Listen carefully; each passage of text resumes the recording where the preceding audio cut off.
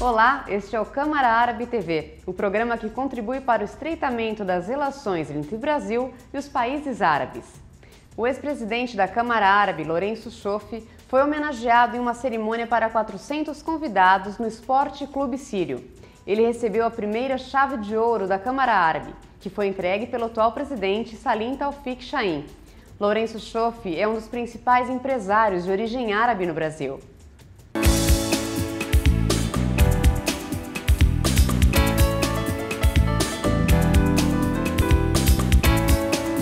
Além de ter sido presidente da diretoria e presidente do conselho, ele é um exemplo para a nossa coletividade como um homem de caráter reto, de dedicação, um dos líderes da nossa comunidade, da comunidade árabe, e é um evento em reconhecimento ao serviço que ele prestou. Lourenço, querido amigo Lourenço, nos conhecemos há muitos anos, até porque isso é amizade que vem de avô para neto.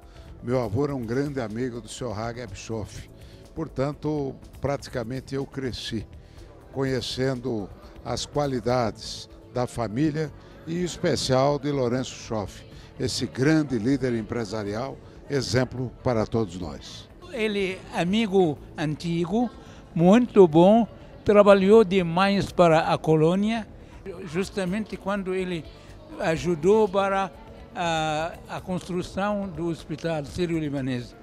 E chegou um dia para mim e falou, você vai recolher o dinheiro. E eu fiquei um pouco assim, mas escrevi uma carta para o rei da Arábia Saudita e a minha surpresa é que o rei mandou $200.000 para a construção no hospital sírio-libanês. Eu talvez não seja merecedor, mas com a insistência do meu amigo Chahin, do Salim Chahin, eu tive obrigação de recebê-la. E hoje nós estamos reunidos para essa confraternização.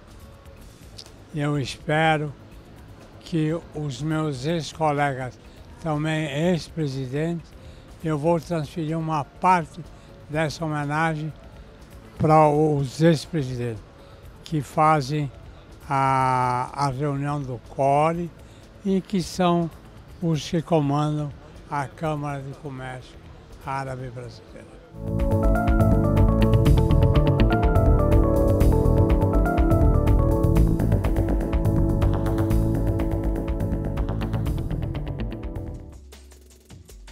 O embaixador da Jordânia, Ramés Bussus, decano do Conselho dos Embaixadores Árabes no Brasil, esteve na FAAP para ministrar uma palestra intitulada A Democracia Virá?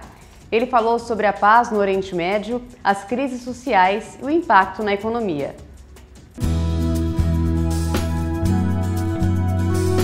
Na verdade, esse evento tem por objetivo discutir causas e consequências da Primavera Árabe.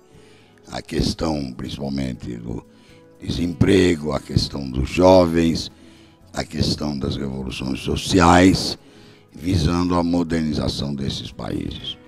E a ideia é trazer o embaixador Bussus, Ramés Bussus, que é o decano dos embaixadores árabes, para que ele fale aos alunos de relações internacionais uma visão clara da Primavera Árabe e até onde vai chegar essas revoluções sociais. Evidente que, do ponto de vista de comércio exterior, é importante que os brasileiros conheçam o mercado árabe e como transacionar ou como negociar com os países árabes.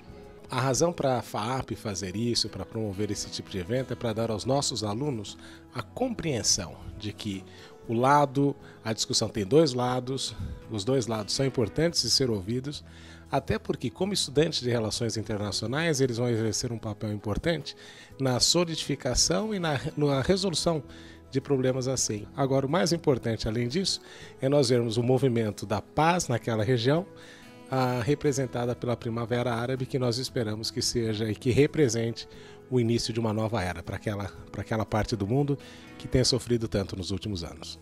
Quando se fala de mundo árabe, é a minha paixão em todos os aspectos e é bem interessante provocar um debate justamente sobre esse tema.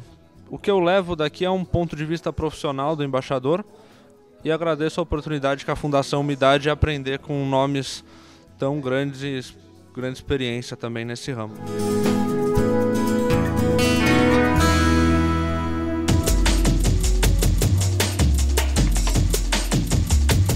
O corte halal é o abatimento de um animal de acordo com os preceitos do Corão.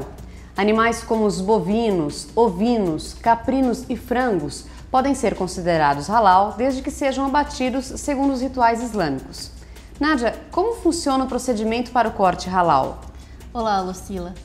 Antes de mais nada, o abate tem que ser feito por uma pessoa mentalmente sadia, preferencialmente um muçulmano que entenda as regras para o abate de animais do Islã. As linhas de abate, que são voltadas para a Meca, assim como as ferramentas e utensílios, são exclusivas para o abate halal.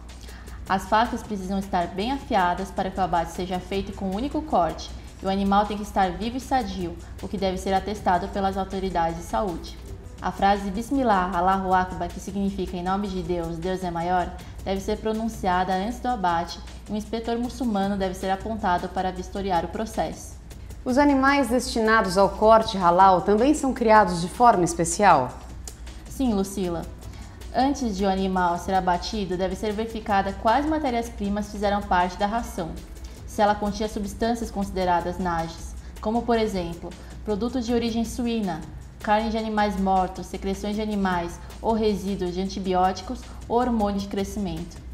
Nádia, muitos produtos derivados desses animais são obrigados a ter uma certificação halal. Quais são esses produtos?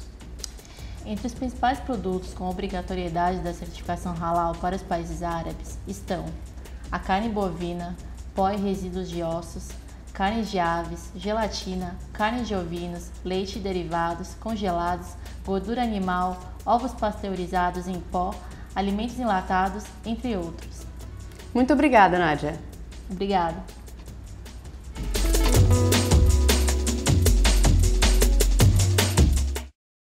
Eu estou aqui com o Rogério Rezende, da Scania Latin América, que vai conversar um pouco com a gente a respeito das relações comerciais da empresa com os países árabes.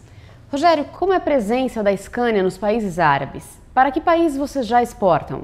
A presença da marca Scania nos países árabes se dá através de caminhões pesados e ônibus rodoviários de longa distância, que são as especialidades da companhia.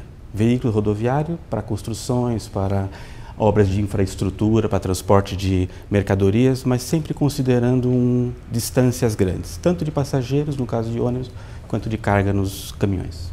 Qual o volume das exportações a estes países?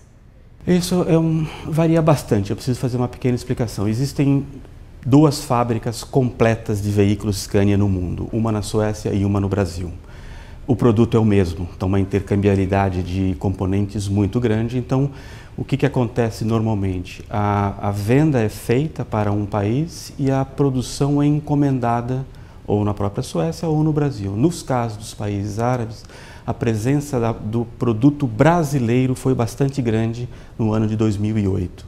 Nós vamos falar alguma coisa como 1.350 caminhões e um pouco mais de 900 ônibus. Isso só no ano de 2008, onde o mercado era crescente. Por que eu digo isso? Porque naquele momento a produção foi encomendada ao Brasil. Não é o usual. Normalmente essa produção é atendida pela fábrica da Europa, mas naquele momento foi do Brasil. Você fez uma pergunta que eu acabei não respondendo, os países para os quais a Scania exporta. Então nós vamos falar praticamente todos, mas a gente pode fazer alguns destaques: Iraque, Jordânia, Kuwait, Oman, país no norte da África, Marrocos, Egito, em suma, acho que praticamente todos. Como você avalia o mercado árabe e a receptividade deste público aos produtos oferecidos? O produto Scania é um produto global, ele não é um bem de consumo, então é um bem durável, ele tem que ser robusto para que ele tenha sua depreciação feita ao longo de um tempo. Então, um caminhão forte sempre tem boa receptividade num país como esses no norte da África e Oriente Médio. Obrigada, Rogério.